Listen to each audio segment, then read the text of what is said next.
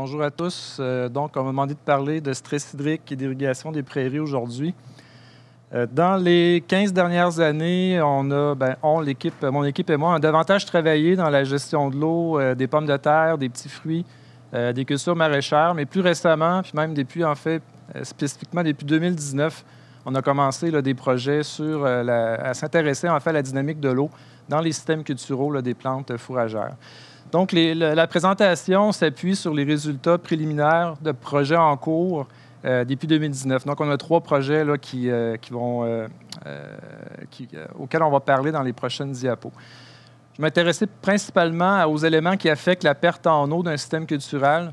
On va parler aussi de contraintes au prélèvement en eau ou stress hydrique, si vous préférez, et la réponse de la culture au stress hydrique. En 2021, l'été passé, on avait 13 sites actifs dans la province où on faisait des essais d'observation, si on veut. Les punaises blanches, c'est ce que je vais parler plus tard, le groupe des 10 sites satellites. On avait aussi des sites où on avait vraiment des dispositifs expérimentaux où on comparait différentes régies d'irrigation.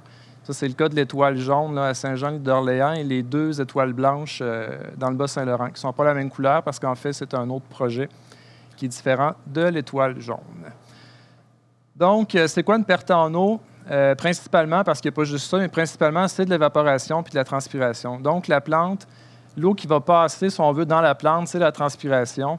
Et, par exemple, un sol nu, c'est une perte qui va être par évaporation. L'eau à la surface du sol va s'évaporer. Donc, on a des pertes en évaporation et en transpiration. Donc, ça va être variable. Si on a un sol nu, la dimension ou la proportion perdue par évaporation va être plus grande.